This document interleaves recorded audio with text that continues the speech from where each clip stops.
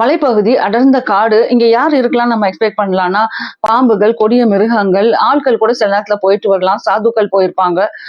மிஞ்சி மிஞ்சி போனா ஃபாரஸ்ட் போலீஸ் உள்ள வந்து பெட்ரோலுக்கு ரவுண்ட் போகும். அப்படிதானே நம்ம எல்லாரும் நினைச்சிட்டு இருக்கோம். ஆனா இங்க வந்து நடந்ததே வேறங்க. ராமதீர்த்தா ஹில்ஸ் இது எங்க இருக்குன்னு பாத்தீங்கன்னா, கோகர்னா, உத்தராகண்டா டிஸ்ட்ரிக்ட், கர்நாடகால இருக்கு.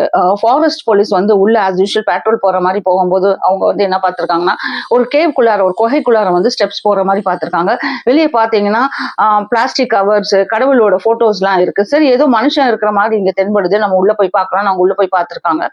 அதுல வந்து சில ரஷ்யன் புக்ஸ் எல்லாம் அவங்களுக்கு வந்து கண்ணுல தென்படுது. அவங்க உள்ள போய் பார்க்கும்போதுதான் ஒரு லேடி வந்து ஒரு குழந்தையோட விளையாண்டுட்டு இருக்காங்க. அந்த லேடி வந்து 40 வயசு லேடி. அவங்க பேர் வந்து நீனா குட்டினா. இன்னொரு குழந்தை தூங்கிக்கிட்டு இருக்கு. ஒரு குழந்தையோட வயசு வந்து 6, இன்னொரு குழந்தையோட வயசு 4.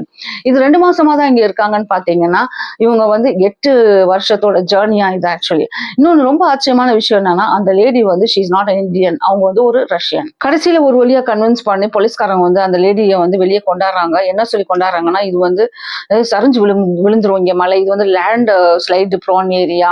இங்க வந்து கொடிய மிருகங்களும் பாம்புகளும் இருக்கும் அப்படின்னு சொல்லிட்டு இருக்கும்போது அந்த லேடி ரிப்ளை கொடுத்துருக்காங்க. இல்ல, இங்க பாம்புகள் இருக்கு, இதெல்லாம் என்னுடைய ஃப்ரெண்ட்ஸ். நாங்க அதை ஹார்ம் பண்ணாத வரைக்கும் அது நம்மள ஹார்ம் பண்ணாது. இங்க பக்கத்துல இருக்க வாட்டர் ஃபால்ல நாங்க குளிக்க போகும்போது பாம்புகள் இங்கங்க ஊறிட்டு தான் இருக்கும். இது வரைக்கும் அது வந்து எங்களை ஹார்ம் பண்ணது கிடையாது அப்படின்னு ஒரு பிளேஸ் சொல்லியிருக்காங்க. ரெய்னி சீசன்ல என்ன பண்ணுவாங்கன்னா, அவங்க வந்து கிராசரிஸ் வாங்கி வச்சு பார்க்கலாம். வித் மினிமல் ஆஃப் கிளாத் போட்டுக்கிட்டு அதுலயே அவங்க இருந்துருவாங்கன்னா, கேண்டில் வாங்கி வச்சுப்பாங்க. எலக்ட்ரிசிட்டி லைட்லாம் இல்ல அங்க. அவங்க வந்து சின்ன ஓட்டை மாதிரி பண்ணி வச்சிருக்காங்க. ஸோ தட் நேச்சுரல் லைட் வந்து உள்ள வர மாதிரி. இப்போ வந்து அவங்க வெளியே போய் கிராசரிஸ் வாங்கும் போதே அவங்க போனுக்கும் சார்ஜ் போட்டுருவாங்க. போனையும் ரொம்ப ரேரா தான் அவங்க யூஸ் பண்ணிருக்காங்க. அவங்க குழந்தையோட சேர்ந்துட்டு வெளியே சுத்தவும் போவாங்க. பட் கடைசியில வந்து தஞ்சம் அடைகிறது வந்து அந்த குகைக்குள்ளாரதான். இந்த நீனா குட்டினா பாத்தீங்கன்னா 2016ல பிசினஸ் விசால இந்தியாக்குள்ளார வந்திருக்காங்க. கோவா அண்ட் கோகர்னால ரெஸ்டாரண்ட் எல்லாம் வேலை பார்த்திருக்காங்க போல. April 27, 2017ல இவங்க விசா வந்து எக்ஸ்பயர் ஆயிட்டு 2018ல வந்து எக்ஸிட் பர்மிட் கிடைச்சி இவங்க வந்து நேபாள் சைட் போயிருக்காங்க. அப்புறம் எப்படியும் இந்தியாக்குள்ளார வந்திருக்காங்க. இந்தியாக்குள்ளார வந்து இந்த கேவ்ல போய் இருந்திருக்காங்க. இங்கேயே கண்டினியூஸா இருக்கிறதுக்கு காரணம் என்னன்னு கேட்டா, அவங்க ரீசன் என்ன சொல்றாங்கன்னா, இந்த ஃபாரஸ்ட் இந்த இயற்கையோட எனக்கு மெடிடேட் பண்றதுக்கு ரொம்ப பிடிக்குது. அதே நேரத்துல அவங்க வந்து நிறைய சாமிகளோட பூஜை செய்யறதுக்கும் அவங்களுக்கு ரொம்ப பிடிக்குமா. இவங்களை வந்து அந்த கேவை விட்டு வெளியே வர வச்சுதான் ஆகணும். Because she is not an Indian. அவங்க ரஷ்யன். திருப்பி அனுப்புறதுக்கு கண்டிப்பா ஏற்பாடு பண்ணணும்னு சொல்லிட்டு இவங்களை வந்து அந்த சாட்டர்டே நைட் வந்து ஒரு ஆசிரத்துல தங்க வைக்கிறாங்க.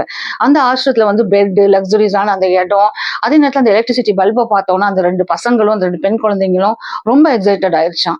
இந்த லேடி நீனா குட்டினா எப்படி இயற்கையோட ஒன்றி போயிருக்காங்கன்னு பாருங்களேன். இவங்க வந்து தன்னுடைய ரிலேட்டிவ்ஸ்க்கு மெசேஜ் அனுப்புறாங்க. என்னை வந்து ஒரு ஜெயிலுக்குள்ளார போட்ட மாதிரி ஆயிருச்சு. ஜெயில்னா எப்படி எக்ஸ்பிளைன் பண்ணிருக்காங்கன்னா, ஒரு வானமே இல்லாத ஒரு ரூமு, அதுக்குள்ளார பாத்தீங்கன்னா புல் இல்ல, சுத்தி வர புல்வெளி இல்ல, வாட்டர் ஃபால்ஸ் இல்ல, எங்கேயுமே இல்ல, ஒரு கட்டாந்தர மாதிரி இடத்துல வந்து என்னை கொண்டு வந்து போட்டுட்டாங்க.